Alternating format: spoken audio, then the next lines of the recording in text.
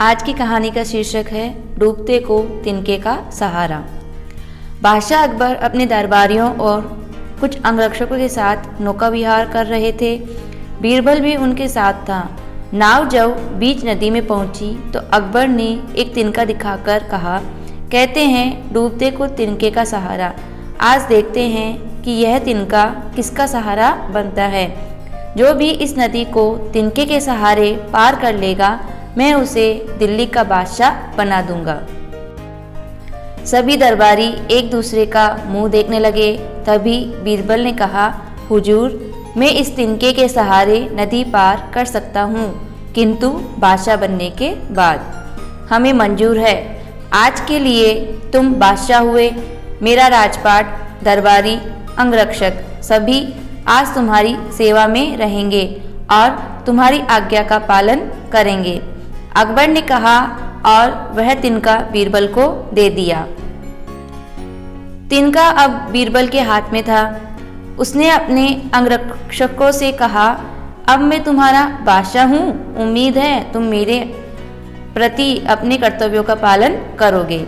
यह कहकर बीरबल नदी में कूदने को तैयार हुआ, किंतु उसके अंगरक्षकों ने रोक लिया और कहा, आप हमारे बादशाह हैं और हमारा कर्तव्य है आपकी रक्षा करना।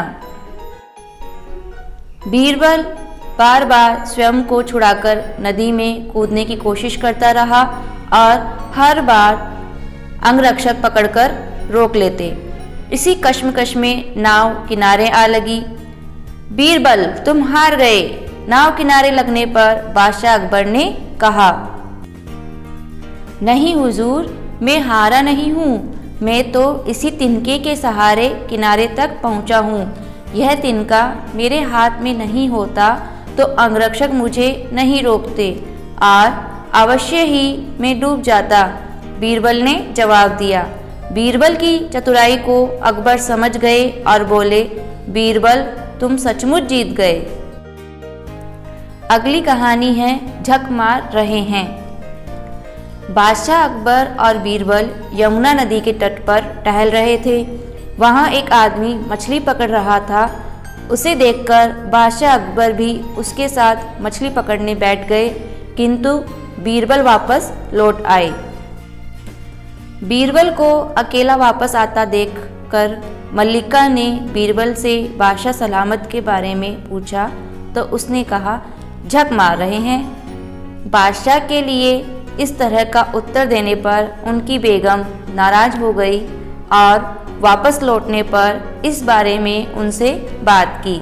अगले दिन बादशाह अकबर ने बीरबल से इस बारे में पूछा तो उसने जवाब दिया, हुजूर, मैंने कोई गलत बात नहीं कही थी।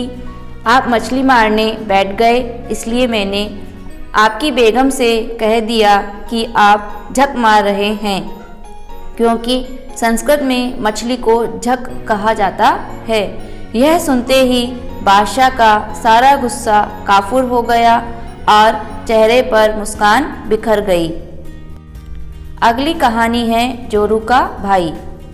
बादशाह अकबर के साले साहब हर बार बीरबल से मात खाने के बाद भी दीवान बनने के सपने देखते रहते थे और इसके लिए वह अपनी बहन से कहते और बहन अपने मियाँ यानी बादशाह से।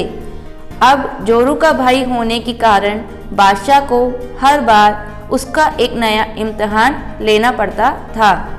इस बार भी जब जोरू के भाई ने स्वयं को दीवान बनाने के लिए कहा तो बादशाह ने उसे एक कोयले का टुकड़ा देते हुए कहा, इस कोयले के टुकड़े को यदि तुम 3 दिन के अंदर 10,000 रुपये में बेच दोगे तो मैं तुम्हें दीवान नियुक्त कर दूंगा। यह सुनकर साले साहब मायूस होकर बोले कि टुकड़े को देखने लगे। फिर बोले, हुजूर, यह तो नाइंसाफ़ी है।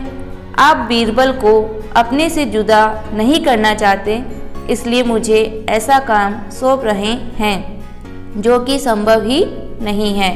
इस कोयले के टुकड़े के भला कौन 10,000 दे देगा। ठीक है, यह कोयले का टुकड़ा मुझे वापस कर दो, बादशाह ने कहा।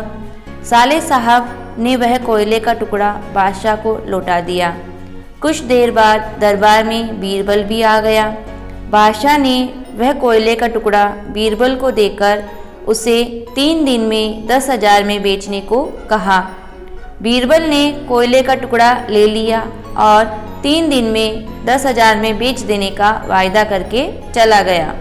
बीरबल ने उस कोयले को पीस लिया, फिर उसे एक छोटी सी हीरे जड़ी डिब्बी में रखा। उस डिब्बी को उसने बड़ी सोने की डिब्बी में रखा, फिर उसे उससे बड़ी चांदी की डिब्बी में डाला। इस तरह उसने उसे अलग अलग धातुओं की 7 डिब्बियों में बंद किया।